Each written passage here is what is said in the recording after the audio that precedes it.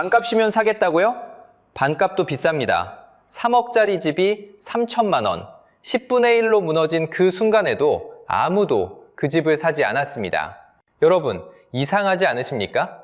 감정가의 89%가 날아간 헐값인데도 낙찰받은 사람들마저 보증금 수백만 원을 내던지고 도망쳤습니다. 우리가 모르는 무언가가 그 집에 분명히 있다는 뜻입니다. 오늘 그 집들의 숨겨진 정체를 누구도 제대로 짚어주지 않았던 단 하나의 구조를 끝까지 추적해 보겠습니다. 끝까지 보시면 반값에 속아 평생 모은 노후 자금을 통째로 날리는 일은 결코 없으실 겁니다. 이 이야기가 도움이 되실 것 같다면 구독과 좋아요 한번 눌러주시고 시작하겠습니다.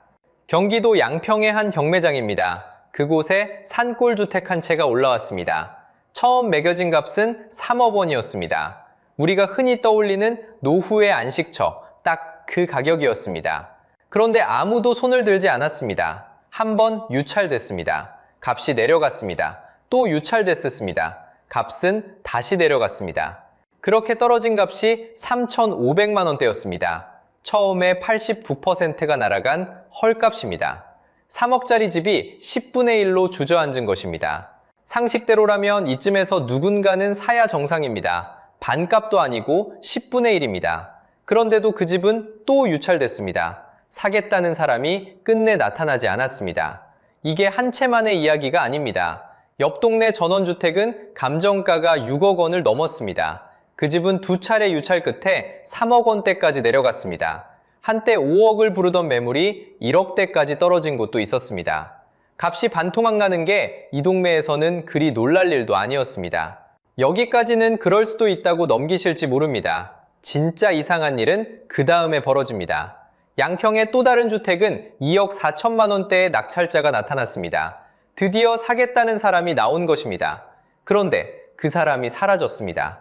잔금을 내지 않았습니다. 이미 걸어둔 보증금 수백만 원을 그대로 버리고 떠난 것입니다. 집은 다시 경매로 돌아왔습니다.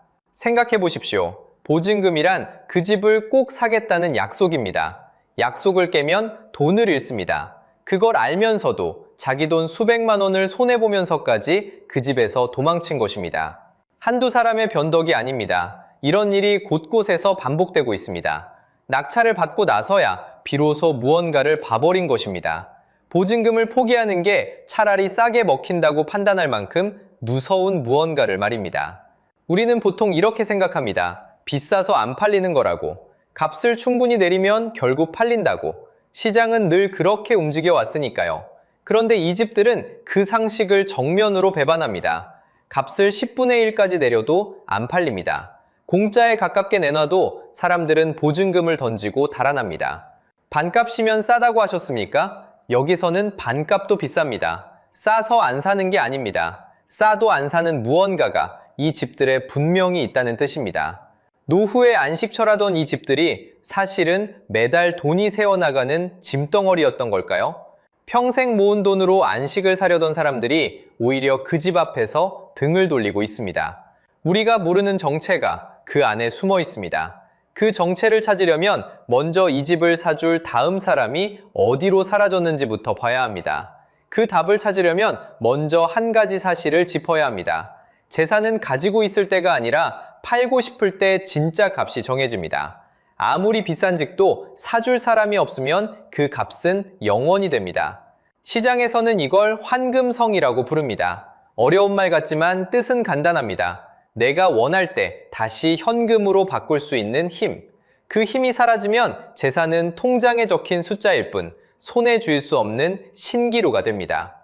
전원주택의 자리는 묘합니다. 아파트와 자동차 사이에 있습니다. 땅값은 잘 떨어지지 않습니다. 그런데 건물은 다릅니다. 새 차를 끌고 나오는 순간부터 값이 깎이듯이 전원주택의 집도 시간이 갈수록 낡고 값이 줄어듭니다. 자동차처럼 깎여나가는 자산, 그게 시골집의 진짜 얼굴입니다. 그래도 누군가 사주면 됩니다. 문제는 그 누군가가 사라지고 있다는 겁니다. 지금까지 시골주택을 떠받친 건 은퇴 세대였습니다. 그런데 그 다음 차례인 자녀 세대는 시골을 원하지 않습니다.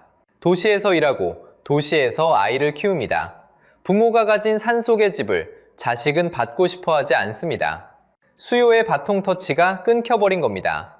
앞주자는 손을 내미는데 다음 주자가 트랙에 없습니다. 숫자가 이걸 그대로 보여줍니다. 2964년에서 74년 사이 태어난 2차 베이비 부머는 954만 명입니다. 이들이 해마다 80만 명씩 은퇴 대열에 들어섭니다.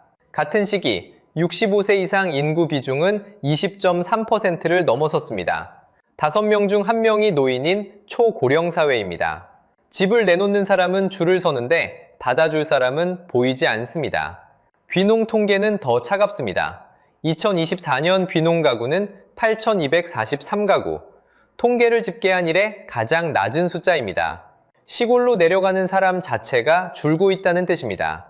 귀촌은 잠시 늘었지만 내려갔던 사람 중 8.5%는 다시 도시로 돌아왔습니다.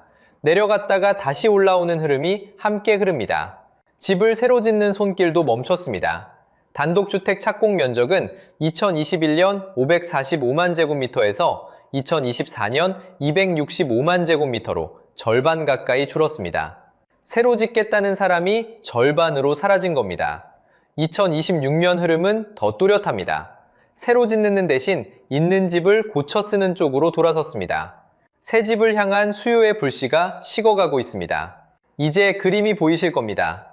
파는 사람은 늘고 사는 사람은 사라지고 새로 짓는 사람마저 등을 돌렸습니다. 그래서 값을 아무리 내려도 끝까지 팔리지 않는 겁니다.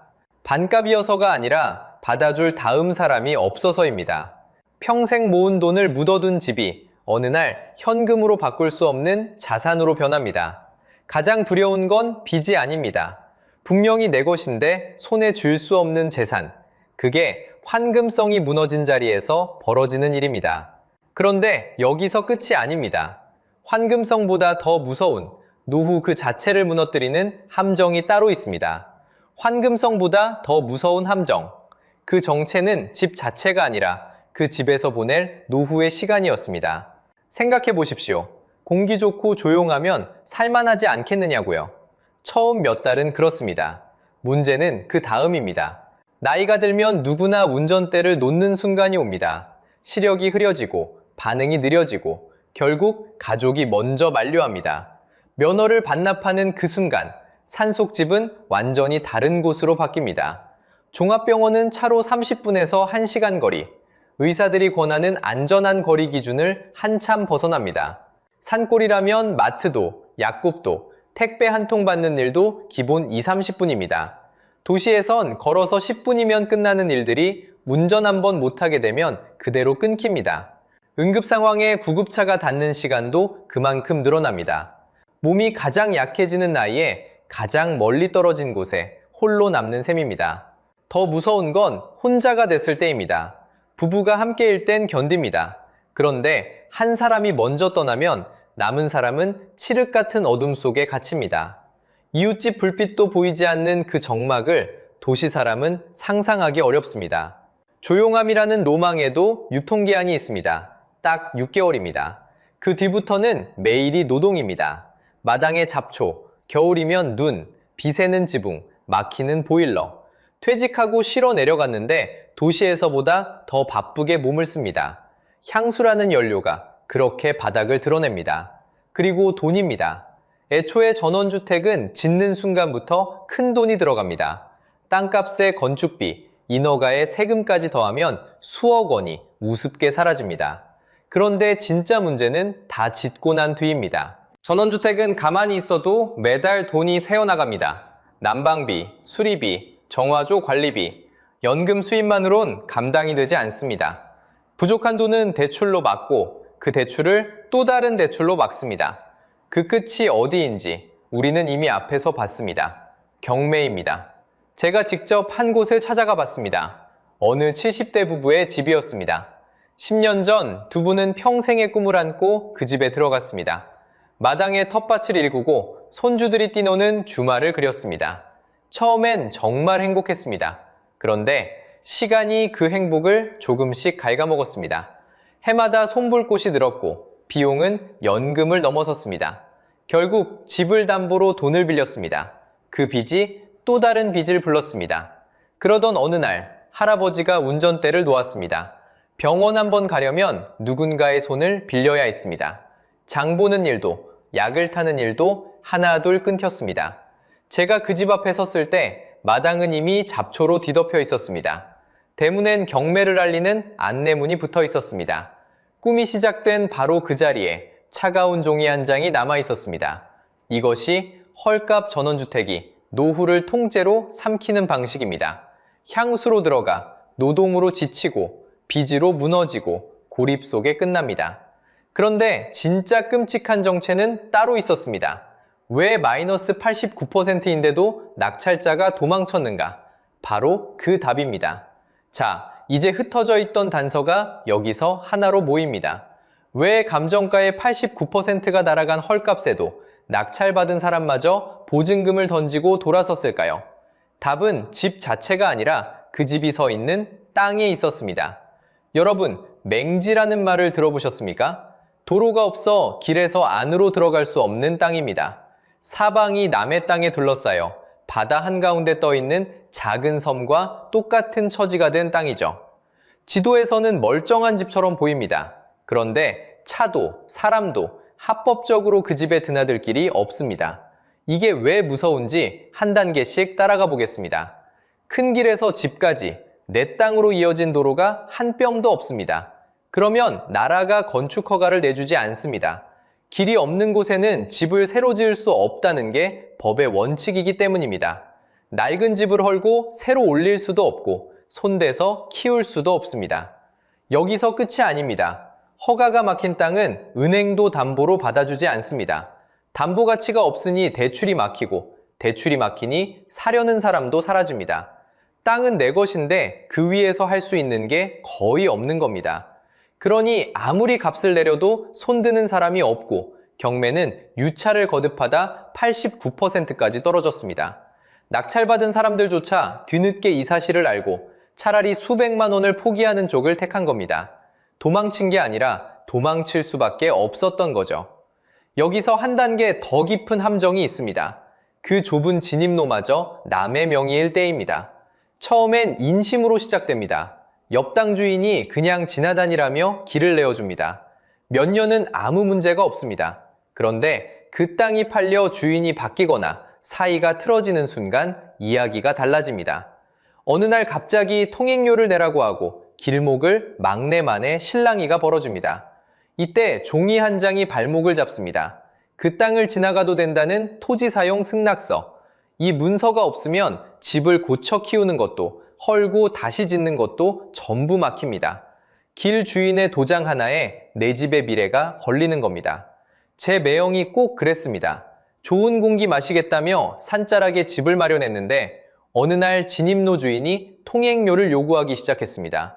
말다툼은 멱살까지 잡는 싸움으로 번졌고 결국 매형은 그 집을 등지고 다시 도시로 짐을 쌌습니다. 평생의 로망이 이웃과의 다툼 한 번으로 무너진 겁니다. 이런 이야기가 결코 드물지 않습니다. 자, 그러면 인터넷에 떠도는 3천만 원짜리 매물의 정체도 분명해집니다.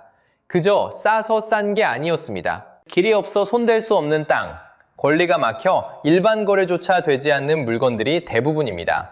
그러니 89% 헐값도 보증금 수백만 원을 버리는 손해도 그 집이 섬이라는 사실 앞에서는 오히려 합리적인 선택이었던 겁니다. 우리가 횡재라고 착각한 그 가격표가 사실은 위험을 알리는 경고였던 셈입니다. 생각해보면 참 무서운 함정입니다. 집을 보러 갈 때 우리는 마당이 넓은지, 햇볕이 잘 드는지, 풍경이 좋은지를 봅니다. 정작 그 집까지 들어가는 길이 누구 것인지, 건축 허가가 나는 땅인지는 묻지 않습니다. 눈에 보이는 건물에 마음을 빼앗기는 사이, 눈에 보이지 않는 권리 한 줄이 평생 모은 노후 자금을 통째로 삼켜버리는 겁니다. 그동안 수많은 영상과 기사가 이 집들을 그저 낡고 쓸모없다는 말로만 설명하고 넘어갔습니다. 정작 가장 중요한 핵심은 따로 있었습니다. 길이 없으면 집은 섬이 됩니다. 도로 하나, 진입로 명의 한 줄. 이 작아 보이는 구조가 모든 미스터리의 진짜 정답이었던 겁니다. 그런데 말입니다. 이 모든 함정을 똑같이 알고도 누군가는 여전히 시골에서 만족하며 잘 살아갑니다. 같은 시골, 같은 집인데 한쪽은 노후 자금을 통째로 잃고 다른 한쪽은 멀쩡합니다. 무엇이 두 사람을 갈랐을까요? 전원주택은 다 망한다는 이야기가 아닙니다. 망하는 사람과 사는 사람으로 갈릴 뿐입니다. 먼저 망하는 쪽부터 보겠습니다. 빚을 무리하게 끌어다 집을 짓습니다. 나중에 팔면 된다는 생각으로 환금성은 따져보지도 않습니다. 도로가 붙어 있는지, 진입로가 누구 땅인지 확인하지 않습니다. 운전을 못하게 될 날, 병원이 얼마나 먼지도 계산에 넣지 않습니다. 여러분, 혹시 지금 이 네 가지 중 하나라도 그냥 넘기고 계신다면 그건 사실상 노후를 운에 맡기는 일입니다. 반대로 사는 쪽은 어떨까요? 대출 없이 현금에 여유가 있습니다. 그러니 집값이 떨어져도 한참을 안 팔려도 흔들리지 않습니다. 응급실에 갈 일이 생겨도 늦지 않게 닿을 만큼 병원과 큰 길이 가까운 곳을 고릅니다. 그리고 가장 중요한 마음가짐, 팔아서 돈을 회수하겠다는 욕심을 처음부터 내려놓습니다. 스스로에게 물어보십시오. 이 돈을 다 쓰고 버려도 내 노후가 흔들리지 않는가? 그렇다고 답할 수 있는 사람만이 진입로 등기를 두 눈으로 확인한 뒤에 이 집 앞에서 웃을 수 있습니다. 그래서 사기 전에 직접 챙기셔야 할 것이 있습니다. 등기부 등본을 떼어 진입도로가 누구 명의인지, 길 없는 맹지는 아닌지부터 보십시오. 내 소득으로 대출이 되는지, 집을 더 늘렸을 때 다주택 종부세와 양도세가 얼마나 무거워지는지 따져보십시오. 그리고 현금 비중을 점검하고 쓰다 버린다는 각오가 서 있는지 스스로에게 확인하십시오. 이 모든 것은 중개인에게 떠넘길 일이 아니라 내 노후 전 재산이 걸린 일이니 반드시 내 손으로 챙기셔야 합니다. 자, 그런데 이 이야기가 정말 남의 일일까요? 바다 건너 일본을 보겠습니다. 빈집이 무려 900만 호, 전체 집 7채 중 한 채가 비어 있습니다. 시골에서는 우리 돈 50만 원짜리 매물이 쏟아지고 그래도 가져갈 사람이 없습니다. 그리고 우리나라 공식 빈집만 13만 채입니다. 올해 나온 빈집 보고서는 더 무겁습니다. 인구가 줄고 지방이 비어가는데 빈집을 전담하는 조직을 갖춘 곳은 전국에 단 2곳뿐이고 지역에 따라 정비 예산은 100배까지 벌어져 있습니다. 손 쓸 곳은 늘어나는데 손을 쓸 채비는 거의 없는 셈입니다. 여러분, 일본의 오늘은 우리의 내일을 비추는 거울입니다. 그래서 요즘은 아예 집을 사는 대신 10평 남짓에 12년만 머무는 농촌 체류형 쉼터에 잠시 발을 들이는 길을 택하는 분도 늘고 있습니다. 자, 여기까지 따라오셨다면 이제 그 한 문장의 의미가 분명히 다르게 들리실 겁니다. 반값도 비싸다. 그 집들이 안 팔리는 건 싸기 때문이 아니었습니다. 사고 싶을 때 팔 수 없는 자산, 면허를 놓는 순간 모든 것이 끊기는 고립, 그리고 도로가 없어 손도 댈 수 없는 땅, 이 세 가지 구조가 헐값마저 함정으로 바꿔놓은 겁니다. 그래서 오늘 꼭 기억하셨으면 합니다. 팔리지 않는 집은 아무리 싸도 비쌉니다. 혹시 부모님께서 혹은 여러분 스스로 시골의 작은 집 하나를 마음에 그리고 계신다면 부탁드립니다. 풍경을 보기 전에 오늘의 세 가지부터 확인하세요. 다시 팔 수 있는 집인지, 나이가 들어도 살아갈 수 있는 자리인지, 그리고 그 땅에 길이 제대로 나 있는지, 이 세 가지만 짚어도 평생 모은 노후 자금을 헐값의 유혹에 흘려보내는 일은 막을 수 있습니다. 여러분 주변에도 이런 사례가 있다면 댓글로 들려주세요. 누군가의 이야기가 또 다른 누군가의 노후를 지켜줄 수 있습니다. 도움이 되셨다면 구독도 한번 눌러주시고요. 오늘도 끝까지 함께 해주셔서 고맙습니다. 한때 단돈 1,000원이면 한 끼가 거뜬했던 음식, 바로 김밥입니다. 그런데 그 김밥이 이제는 금밥이라 불립니다. 서울에서 김밥 한 줄 평균 가격이 3,623원, 분식집에선 4,500원을 넘긴 지 오래입니다. 같은 돈이면 차라리 뜨끈한 국밥 한 그릇에 먹는다는 분들이 늘었습니다. 그런데 가격이 오른 건 사장님들이 욕심을 부려서가 아닙니다. 아침 일찍 문을 열고 아무리 부지런히 일해도 망할 수밖에 없는 구조가 따로 있었습니다. 한때 전국 600개를 넘기던 국민 분식 브랜드가 어쩌다 90여 개로 쪼그라들었는지, 그리고 똑같은 그 김밥이 왜 바다 건너에선 없어서 못 판다고 하는지, 오늘 그 몰락의 정체를 끝까지 파헤쳐드리겠습니다. 본격적인 이야기를 시작하기 전에 구독과 좋아요 한 번씩 눌러주시면 큰 힘이 됩니다. 시작은 1995년 인천의 작은 가게 한 곳이었습니다. 이름은 김밥 천국, 한 줄에 단돈 1,000원이었습니다. 1,000원짜리 한 장이면 한 끼가 해결됐습니다. 밥과 단무지, 시금치, 계란, 햄, 흔한 재료를 김에 둘둘 말아낸 음식, 그 한 줄이 조용히 한국의 식탁을 바꿔놓았습니다. 그 전까지 분식은 길거리 간식에 가까웠습니다. 그런데 김밥 천국은 그것을 가게 안으로 끌어들였습니다. 라면도 있고 떡볶이도 있고 돈가스도 있었습니다. 분식이 어엿한 한 끼 외식이 된 순간이었습니다. 사람들은 이것을 분식의 외식화라고 불렀습니다. 주머니가 가벼운 날에도 부담이 없었습니다. 학생도, 직장인도, 야근하던 가장도 이 문을 열었습니다. 시험을 마친 아이의 손에도, 월급날을 기다리던 청춘의 식탁에도 김밥이 있었습니다. 주머니는 가벼워도 배는 든든했습니다. 김밥 천국은 그렇게 서민 밥상의 영웅이 됐습니다. 간판은 빠르게 전국으로 번졌습니다. 2010년경 매장은 전국 약 600개로 정점을 찍었습니다. 이쯤 되자 김밥 프랜차이즈는 하나의 장르가 됐습니다. 골목마다, 역 앞마다 빨간 간판이 걸렸습니다. 김밥 천국만이 아니었습니다. 전국의 김밥집은 무려 4만에서 4만 6천 곳까지 늘었습니다. 편의점만큼이나 흔한 풍경이었습니다. 배가 고프면 어디든 한 곳은 가까이에 있었습니다. 값은 싸고 양은 넉넉하고 어디에나 있었습니다. 그것은 하나의 신화였습니다. 1,000원의 행복, 누구에게나 평등했던 한 끼. 그 시절 김밥 한 줄에는 분명 온기가 있었습니다. 그런데 그 신화가 지금 무너지고 있습니다. 빨간 간판은 하나둘 불이 꺼졌습니다. 1,000원이던 한 줄은 어느새 국밥값이 됐습니다. 도대체 무엇이 이 김밥집을 벼랑 끝으로 내몰았을까요?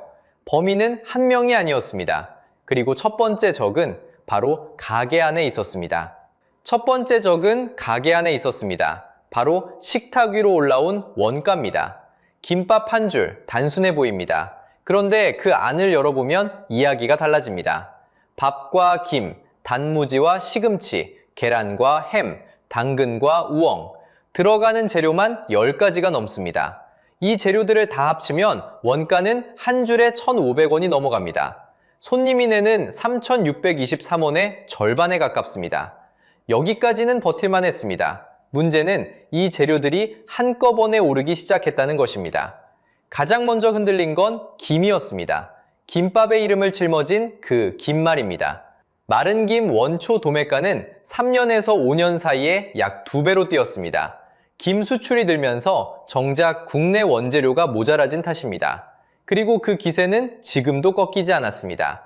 2026년 1월 마른 김 한속 도매가는 1만 700원을 기록했습니다. 1년 전보다 28% 가까이 더 오른 값입니다. 오른 건 김만이 아니었습니다. 쌀값은 1년 사이 약 10% 올랐습니다. 계란은 조리독감 여파로 20% 넘게 뛰었습니다. 손님 입장에선 화가 날 만합니다. 4,500원을 냈는데 막상 썰어보면 속은 단무지와 밥뿐. 이 가격에 들어간 게 뭐냐는 말이 절로 나옵니다. 가격은 국밥에 가까운데 속은 점점 얇아졌습니다. 그런데 그 얇아진 속에는 사연이 있었습니다. 사장님도 재료를 줄이고 싶지 않았습니다. 줄이지 않으면 남는 게 없으니 어쩔 수 없이 손이 가벼워진 것입니다. 자, 여기서 핵심이 있습니다. 김밥은 재료 10가지가 모여야 완성됩니다. 그 가운데 단 하나만 올라도 원가는 직격탄을 맞습니다. 그런데 지금은 하나가 아니라 김도, 쌀도, 계란도 동시에 올랐습니다. 싸게 많이 팔아 남기는 장사, 한 줄에 남는 건 고작 몇백 원이었습니다. 그 얇은 이익 위에 원가가 차곡차곡 쌓였습니다. 박미담회라는 김밥집의 공식에 첫 번째, 금이 가는 순간이었습니다. 그래서 가격이 올랐습니다. 여기서 우리가 오해하기 쉬운 게 있습니다. 사장님이 욕심을 부린 거 아니냐? 아닙니다. 재료값이 사장님의 등을 떠밀었습니다. 올리고 싶어서가 아니라 올리지 않으면 한 줄 팔 때마다 손해를 보는 구조였습니다. 욕심이 아니라 떠밀린 인상이었습니다. 그런데 원가는 시작일 뿐이었습니다. 재료비보다 더 빠르게, 더 무겁게 오른 것이 따로 있었습니다. 바로 사람의 손값입니다. 재료비보다 더 빠르게, 더 무겁게 오른 것, 바로 사람의 손값입니다. 2000년대 초만 해도 알바 시급은 2,000원에서 3,100원 사이였습니다. 그런데 2025년 최저임금은 시급 1만 30원입니다. 약 4배에서 5배가 뛴 겁니다. 1시간 일을 시키면 김밥 2줄 값이 인건비로 나갑니다. 숫자로 풀어보겠습니다. 알바 1명을 하루 8시간 쓰면 하루 8만 원입니다. 한 달이면 240만 원이 고정으로 빠져나갑니다. 손님이 오든 안 오든 매달 240만 원이 먼저 정해져 있는 겁니다. 여기서 김밥 장사의 뿌리가 흔들립니다. 김밥은 원래 싸게 많이 팔아서 남기는 장사였습니다. 한 줄을 팔아 손해주는 이유는 봉전 몇 개 수준입니다. 그 푼돈을 수백 줄, 수천 줄 쌓아 올려야 겨우 인건비가 나옵니다. 그런데 그 얇은 이윤으로 240만 원을 메우려면 도대체 김밥을 몇 줄이나 말아야 할까요? 그래서 많은 사장님이 사람을 줄이고 직접 몸으로 때웁니다. 여기 한 사장님이 있습니다. 새벽 5시에 가게 문을 엽니다. 단무지를 썰고 밥을 안 치고 시금치를 데칩니다. 점심 손님을 받고 저녁 손님을 받고 그릇을 닦고 나면 밤이 깊습니다. 하루 18시간을 꼬박 서 있습니다. 누구보다 부지런합니다. 그런데 매출은 제자리고 통장은 마이너스입니다. 부지런함이 더 이상 보상받지 못하는 구조. 이게 지금 김밥집이 서 있는 자리입니다. 이건 한 가게의 이야기가 아닙니다. 숫자가 그걸 증명합니다. 음식점업 폐업률은 15.8%로 전업종 가운데 가장 높습니다. 문을 닫은 사장님들에게 이유를 물으면 절반이 넘게 같은 답을 합니다. 장사가 안 돼서. 욕심이나 실수가 아니라 아무리 해도 안 남아서 손을 든 겁니다. 그리고 2024년 끝내 선을 넘었습니다. 한 해 동안 폐업을 신고한 사업자가 100만 8,282명, 1995년 통계를 집계한 이래 처음으로 100만 명을 넘었습니다. 100만이라는 숫자는 웬만한 광역시 인구 전체가 한 해 만에 가게 문을 닫고 거리로 나섰다는 뜻입니다. 그런데 부지런함만으로는 설명이 안 되는 게 하나 있었습니다. 왜 유독 김밥 천국 간판들이 한날 한시에 무너졌을까요? 부지런한 사장님도 게으른 사장님도 가리지 않고 말입니다. 여기서 아무도 몰랐던 사실 하나를 말씀드리겠습니다. 김밥 천국에는 처음부터 주인이 없었습니다. 처음부터 주인이 없었습니다. 이게 무슨 말일까요? 여러분 혹시 이런 경험 없으셨습니까? 분명 같은 김밥 천국인데 이 동네 간판은 빨간색이고 옆 동네 간판은 파란색입니다. 글씨체도 다르고 메뉴판도 다르고 맛까지 다릅니다. 같은 이름을 달고 있는데 왜 가게마다 전부 제각각일까요? 여기엔 아무도 몰랐던 비밀이 숨어 있습니다. 처음엔 다들 단순한 우연이라 생각했습니다. 사장님마다 취향이 다른가 보다. 그렇게요. 하지만 진짜 이유는 따로 있었습니다. 문제는 이름 그 자체였습니다. 김밥은 누구나 아는 보통 명사입니다. 천국도 마찬가지입니다. 둘을 그냥 붙인 김밥 천국은 법이 보기엔 그저 맛있는 김밥집이라는 흔한 설명일 뿐이었습니다. 특별히 그 가게만 떠오르게 하는 힘, 이른바 식별력이 없다는 겁니다. 그래서 어떻게 됐을까요? 상표권 등록이 거절됐습니다. 이름의 주인이 없다는 뜻입니다. 등록이 막히자 누구나 그 간판을 가져다 쓸 수 있게 됐습니다. 옆 가게도 그 옆 가게도 허락 한번 받을 필요 없이 김밥 천국을 내걸었습니다. 실제로 특허청 자료를 들여다보면 김밥 천국과 관련된 상표만 10건이 넘게 흩어져 있습니다. 하나의 브랜드가 아니라 주인 없이 떠도는 빈 간판이었던 겁니다. 여기서 운명이 갈린 사례를 하나 보여드리겠습니다. 바로 알바천국입니다. 같은 천국을 쓰는 이름입니다. 그런데 알바천국은 3번의 소송 끝에 식별력을 인정받았습니다. 그 이름 하나에 주인이 생긴 겁니다. 한쪽은 이름을 지켰고 한쪽은 이름을 잃었습니다. 한 끗 차이가 두 브랜드의 운명을 통째로 갈라놨습니다. 주인이 없으니 본사도 없는 것이나 마찬가지였습니다. 누가 어디서 무슨 재료로 어떻게 마는지 통제하는 곳이 없었습니다. 그러니 옆집은 10,000원어치를 주고 우리 집은 절반만 주고 그래도 막을 사람이 없었습니다. 손님 입장에선 어느 가게가 진짜인지 알 수가 없었습니다. 결국 김밥 천국은 복불복이라는 말이 따라붙었습니다. 싸고 든든하다는 믿음, 그 가성비 신화가 안에서부터 금이 가기 시작한 순간입니다. 이 주인 없는 구조의 정체는 숫자에서 더 또렷하게 드러납니다. 제대로 된 본사를 가진 경쟁자와 비교해 보겠습니다. 김간에는 한 해 매출이 393억 원입니다. 그런데 김밥 천국 본사로 알려진 정다문의 연 매출은 고작 2억 원대입니다. 최대 170배 차이입니다. 이름은 전국에서 가장 유명한데 정작 그 이름을 가진 본사는 가장 작았던 겁니다. 빈 간판의 끝은 결국 소멸이었습니다. 정식 가맹점 기준으로 정담은 매장은 2023년 285개였습니다. 그런데 2025년 92개로 쪼그라들었습니다. 단 2년 만에 193개가 사라진 겁니다. 한때 전국을 덮었던 국민 김밥집이 이름의 주인을 끝내 찾지 못한 채 빠르게 지워지고 있었습니다. 주인 없는 간판은 이렇게 안에서부터 무너졌습니다. 그런데 정말 무서운 적은 가게 안이 아니었습니다. 바로 가게 밖에서 조용히 날아오고 있었습니다. 가게 밖에서 날아오고 있던 그 정체는 우리 모두가 매일 지나치는 곳에 있었습니다. 바로 편의점입니다. 2022년 기준 전국 편의점은 5만 7천여 개, 같은 시기 김밥집은 4만 6천여 개였습니다. 김밥을 파는 가게보다 편의점이 더 많아진 겁니다. 24시간 불을 켜고 어디서든 카드 한 번에 끝나는 그 편의점이 어느새 김밥집을 숫자로 눌러버렸습니다. 문제는 숫자만이 아니었습니다. 가격이었습니다. 이마트24는 김밥을 1,900원에 내놓았습니다. 같은 시각 서울의 동네 김밥 한 줄은 평균 3,623원. 같은 김밥인데 한쪽은 1,900원, 한쪽은 3,623원입니다. 거의 절반 값입니다. 손님 입장에서 이건 고민거리가 아니었습니다. 전국 5만 개 편의점이 한꺼번에 싸게 떼오는 힘. 골목의 작은 김밥집 한 곳이 맞설 수 있는 상대가 아니었습니다. 다윗과 골리앗의 싸움, 그것도 처음부터 기울어진 싸움이었습니다. 손님은 빠르게 옮겨갔습니다. 편의점 도시락 매출 증가율을 보면 답이 나옵니다. 2022년 16.4%, 2024년에는 32.4%. 불과 2년 만에 성장 속도가 2배로 뛰었습니다. 사람들의 발길이 어디로 향했는지 이 숫자 하나가 말해줍니다. 여기에 또 하나의 흐름이 겹쳤습니다. 건강이었습니다. 건강하게 즐기는 식단, 이른바 헬시 플레저가 퍼지면서 사람들은 밥보다 샐러드와 단백질을 찾기 시작했습니다. 2026년에는 성인 약 65%가 식단 관리를 한다고 답할 정도였습니다. 탄수화물을 멀리하는 분위기 속에서 쌀로 똘똘 뭉친 김밥은 가장 먼저 외면받는 음식이 됐습니다. 쌀 소비 자체가 무너지고 있었습니다. 1인당 쌀 소비량은 2024년 55.8kg, 역대 최저이자 30년 전에 딱 절반입니다.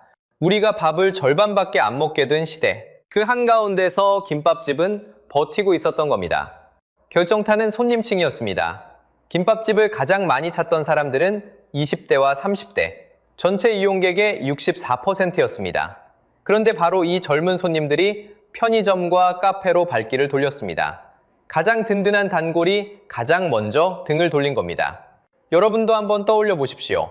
김밥집 앞을 지나며 가격표를 보고 그냥 옆 편의점으로 발길을 옮긴 적. 누구의 잘못도 아닙니다. 더 싸고, 더 가깝고, 더 빨랐으니까요. 다만 그 작은 선택들이 모여 동네 김밥집에 등을 떠밀고 있었던 겁니다. 그렇다면 김밥은 이제 끝난 음식일까요? 그런데 정반대 일이 바다 건너에서 벌어지고 있었습니다. 한국에서 동네 김밥집이 무너지던 바로 그때, 미국에선 김밥이 없어서 못 판다고 난리였습니다. 한국에서 동네 김밥집이 무너지던 바로 그때, 미국에선 김밥이 없어서 못 판다고 난리였습니다. 믿기 어려우시겠지만 숫자가 모든 걸 말해줍니다. 2024년 6월 한 달, 냉동김밥의 미국 수출액은 808만 달러를 기록했습니다. 우리 돈으로 약 112억 원입니다. 1년 전 같은 달은 141만 달러였습니다. 단 1년 만에 약 475%가 뛴 겁니다. 거의 5배입니다. 그것도 2월부터 6월까지 매달 쉬지 않고 올랐습니다. 현장은 더 뜨거웠습니다. 미국의 대형마트 트레이더조에 냉동김밥이 처음 깔렸습니다. 첫 물량은 한 달 만에 동났습니다. 매대가 텅 비었습니다. 소비자들이 직접 나섰습니다. 온라인 커뮤니티 레딧에는 제발 김밥 좀 그만 사라 는 글이 올라왔습니다. 짧은 영상 한 편이 틱톡에서 퍼지자 미국인들이 마트로 달려갔습니다. 그 결과 2024년 미국은 중국과 일본을 제치고 K푸드 최대 시장으로 올라섰습니다. 한국 식품을 가장 많이 사가는 나라가 미국이 된 겁니다. 자, 여기서 잠깐 멈춰보겠습니다. 같은 김밥입니다. 같은 쌀, 같은 김, 같은 단무지입니다. 그런데 한쪽에선 가게가 문을 닫습니다. 다른 한쪽에선 매대가 비어갑니다. 한국에선 폐업, 미국에선 완판. 같은 음식이 정반대 운명을 맞은 겁니다. 도대체 무엇이 이 둘을 갈랐을까요? 김밥 맛이 갑자기 변한 게 아닙니다. 김밥이 갑자기 나빠진 것도 아닙니다. 달라진 건 김밥이 놓인 땅입니다. 미국에선 김밥이 비싸도 팔립니다. 그곳 외식비에 비하면 냉동김밥 한 줄은 오히려 싼 편입니다. 하지만 한국에선 다릅니다. 재료값이 떠밀어 올린 원가, 4~5배로 뛴 사람 손값, 주인 없는 간판, 그리고 1,900원짜리 편의점 김밥. 이 모든 게 한 줄의 김밥을 짓누르고 있었습니다. 문제는 김밥이 아니었습니다. 김밥을 둘러싼 구조였습니다. 같은 재료, 정반대 결말. 진짜 원인은 접시 위가 아니라 그 접시가 놓인 식탁 자체에 있었던 겁니다. 그렇다면 이 이야기는 정말 김밥만의 문제일까요? 여기서 우리가 진짜 봐야 할 건 김밥 한 줄이 아닙니다. 바로 여러분의 지갑입니다. 바로 여러분의 지갑입니다. 지금까지 우리는 김밥 한 줄이 어떻게 무너졌는지 따라왔습니다. 오른 원가, 4배가 든 인건비, 주인 없는 간판, 그리고 가게 밖에서 날아온 편의점의 역습까지. 하지만 여기서 진짜 봐야 할 것이 있습니다. 김밥의 몰락은 한 음식만의 문제가 아니었습니다. 원가가 밀어올리고, 사람 손값이 짓누르고, 구조가 흔들리고, 손님이 등을 돌립니다. 이 4가지가 한꺼번에 겹친 자리에 김밥집이 서 있었을 뿐입니다. 그리고 같은 일이 지금 식당 골목 전체에서 벌어지고 있습니다. 앞서 본 한 해 100만 폐업이라는 그 거대한 흐름. 김밥집의 몰락은 자영업 전체가 흔들리는 큰 그림의 한 조각이었던 겁니다. 그래서 김밥값은 단순한 가격표가 아닙니다. 김밥값은 우리 물가의 체온계입니다. 숫자가 그것을 그대로 보여줍니다. 서울의 서민 외식 메뉴 8가지가 지난 1년 사이 줄줄이 올랐습니다. 그 중에서 가장 많이 오른 것이 바로 김밥입니다. 그리고 그 뒤를 칼국수가 따라옵니다. 한 그릇에 9,846원, 이제 곧 10,000원입니다. 김밥 다음은 칼국수, 그 다음은 냉면과 자장면 차례입니다. 이게 남의 가게 이야기가 아닙니다. 김밥 값이 오르면 그 줄을 따라 칼국수가 오르고, 냉면이 오르고, 결국 여러분이 점심마다 마주하는 모든 메뉴가 오릅니다. 오늘 김밥집에서 시작된 이 신호는 머지않아 당신의 식탁과 당신의 지갑에 가서 닿습니다. 1,000원이면 한 끼였던 김밥이 우리에게 보내는 마지막 경고등인 셈입니다. 여러분은 김밥 한 줄에 얼마가 적당하다고 보십니까? 그리고 여러분의 추억 속 김밥은 얼마였습니까? 그 기억을 댓글로 들려주세요. 함께 이야기 나누고 싶습니다. 이런 우리 곁의 경제 이야기를 놓치고 싶지 않으시다면 지금 구독과 좋아요, 알림 설정까지 부탁드립니다. 다음 이야기에서 또 찾아뵙겠습니다.